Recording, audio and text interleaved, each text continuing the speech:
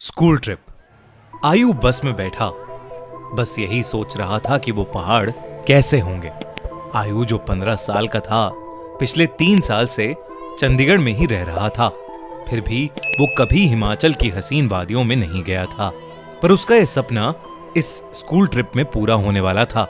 ढेर सारे lunch boxes से खाना खाते हुए और अंताक्षरी खेलते हुए पूरा दिन बीत गया था। वो शिमला पहुंचने ही वाले थे कि पता नहीं कैसे उनकी बस जो कुछ मिनट पहले एकदम ठीक चल रही थी, उसमें से धुआं निकलने लगा। रात बहुत हो चुकी थी और बच्चे साथ में थे, तो सब टीचर्स ने मिलकर फैसला लिया कि वो पास में ही एक होटल के अंदर रुक जाएंगे और सुबह मैकेनिक को बुलाकर बस ठीक करवा कर शिमला के लिए वहां से निकल जाएंगे। वो लोग पास के एक होटल तक पहुंचे। वो होटल दोनों तरफ से बड़े बड़े पेड़ और पहाड़ों से घिरा हुआ था। सब टीचर्स ने बच्चों को होटल में अलग अलग कमरों में बांट दिया और डिनर के बाद सब सोने चले गए। आयु को अपने 2 दोस्तों अमन और रोहन के साथ कमरा मिला था और वो बहुत खुश था क्योंकि वो दोनों उसके काफी अच्छे फ्रेंड्स थे। आयु, अमन और रोहन जब कमरे में गए तो कमरे की खिड़की से उन्हें जंगल के बीचों बीच एक झील दिखाई दी। उन सभी को याद था कि कैसे पिछली स्कूल ट्रिप पर रात में 2 बच्चे ऐसे ही झील पर निकले थे और वो स्कूल के सबसे पॉपुलर बच्चे बन गए। तो उन तीनों ने भी प्लान बनाया कि इस बार वो भी कुछ कारनामा करेंगे। उन्होंने सोचा कि वो होटल से छुपके से निकल जाएंगे और उस झील पर जाकर फोटो खींचकर वापस आ जाएंगे। जैसे ही होटल का गार्ड सो गया, वो तीनों निकल गए। झील दिखने में तो होटल से ज्यादा दूर नहीं लग रही थी, पर वो तीनों करीब आधा 1 घंटा झील की तरफ चले जा रहे थे और जंगल का रास्ता था कि खत्म ही नहीं हो रहा था। ठंड बहुत ज्यादा बढ़ चुकी थी और उस सुनसान जंगल में उन तीनों की ठंड के मारे हालत खराब हो रही थी। उन्होंने अपना फोन चेक किया तो उसमें सिग्नल नहीं था। तब उन्हें लगा कि उन्हें झील का प्लान कैंसिल करके वापस होटल चले जाना चाहिए। अपने फोन की फ्लैशलाइट के सहारे वो वापस होटल का रास्ता ढूंढने लगे। रास्ता ढूंढते ढूंढते अमन और आयु, जो रोहन के थोड़ा आगे चल रहे थे, जब पीछे मुड़े तो उन्होंने देखा कि रोहन वहां था ही नहीं। तभी उन्हें अपने पास में से किसी के भागने की आवाज आई। वो बहुत घबरा गए, पर क्योंकि वो रोहन को अकेला नहीं छोड़ सकते थे, तो उन्होंने उस कदमों की आवाज का पीछा किया। वीरान और घने जंगल के बीच वो उन कदमों की आवाजों का पीछा करते गए, जो कुछ मिनटों बाद बंद हो गई। रोहन उनको अभी तक नहीं दिखा था और अमन और आयु अब बहुत ज्यादा डरने लगे थे। लेकिन तभी उन्हें ऐसी आवाज आई कि मानो कोई जमीन खोद रहा था। वो धीरे धीरे उस आवाज के पास गए और झाड़ियों के पीछे से उन्होंने देखा कि और कोई नहीं बल्कि रोहन ही जंगल में एक गड्ढा खोद रहा था। उन्होंने डर के मारे रोहन को पुकारा। रोहन उनकी तरफ मुड़ा और उन्हें गुस्से से भरी आंखों से देखने लगा। उसकी आंखें एकदम काली पड़ चुकी थीं, जैसे किसी ने उसके अंदर से आंखें ही निकाल ली हों। अमन रोहन के पास गया और उसने रोहन के कंधे पर हाथ रख के उससे पूछा कि उसे क्या हुआ है।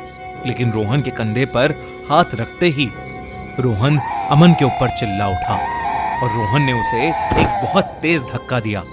अमन काफी दूर जाकर गिरा। रोहन के अंदर कोई अजीब सी शक्ति आ चुकी थी। आयु भागा भागा अमन के पास गया।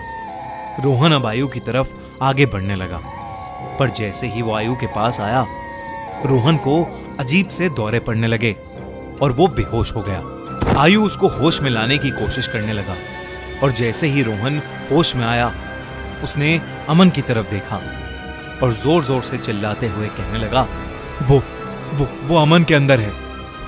तभी आयु ने देखा तो अमन सर झुकाए नीचे बैठा था। उसने अचानक से अपना सर उठाया और उसकी आंखें भी बिल्कुल काली पड़ी थीं। इससे पहले आयु और रोहन कुछ कर पाते, अमन, जो कुछ देर पहले तक चोटिल था, वो उठकर जंगल के अंदर भागने लगा। रोहन और आयु ने उसका पीछा किया और फोन की फ्लैशलाइट में देखा कि अमन एक खंडर की तरफ भाग रहा था। करीब जाकर उन्हें दिखा कि वो खंडर दरअसल में एक बहुत पुराना घर था, जिसे देखकर ऐसा लग रहा था कि वहां सालों से किसी इंसान ने कदम भी नहीं रखा था। दोनों बहुत ही डरे हुए थे और उनकी आगे जाने की हिम्मत नहीं हो रही थी। पर अमन को बचाने के लिए आयु और रोहन उस खंडर में घुस गए। ऊपर के एक फ्लोर से उन्हें एक आवाज आ रही थी। वो उस आवाज के पास पहुंचे तो जो उन्होंने देखा उस पर उन्हें विश्वास ही नहीं हुआ। उन्होंने देखा कि अमन बेहोशी की हालत में हवा में लटका हुआ था और एक बूढ़ी औरत उससे बात कर रही थी। उस औरत का चेहरा बहुत भयानक था। उसकी आंखें एकदम काली थीं। खाल लटकी हुई और बिखरे हुए सफेद बाल उसे और डरावना बना रहे थे। वो दोनों उस औरत को देखते ही वहां से बाहर भागे। वो औरत भी उनके पीछे पीछे आने लगी। आयु और रोहन जल्दी से सीढ़ियों से नीचे उतरे और उस खंडर के घर के दरवाजे तक पहुंचे। उन्होंने जब मुड़कर एक बार पीछे देखा तो वो बूढ़ी औरत किसी कीड़े की तरह रेंगती हुई सीढ़ियों से उतर रही थी और उनके पास ही आ रही थी। वो किसी तरह वहां से निकलकर जंगल की ओर भागे और भागते चले गए।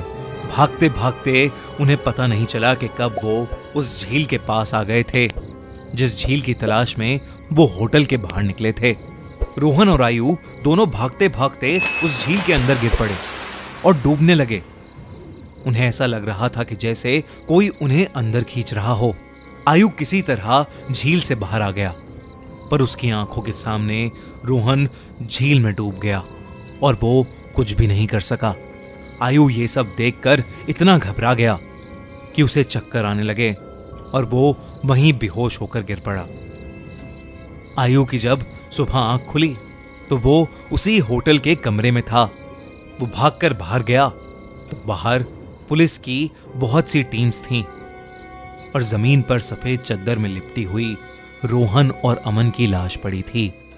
पुलिस ने तो इसे मर्डर घोषित कर दिया था, पर आसपास के रहने वालों ने बताया कि कई साल पहले उस जंगल में एक बूढ़ी औरत रहती थी। वहां उसका एक घर था। सभी से अलग वो औरत चैन से रहती थी। पर एक रोज उसके घर को कब्जाने के लिए पास के गांव के कुछ लोगों ने उसके साथ बदसलूकी की और उसे मारकर उस झील में फेंक दिया। तब से कोई भी इंसान रात में जंगल की ओर या उस झील के पास नहीं जाता।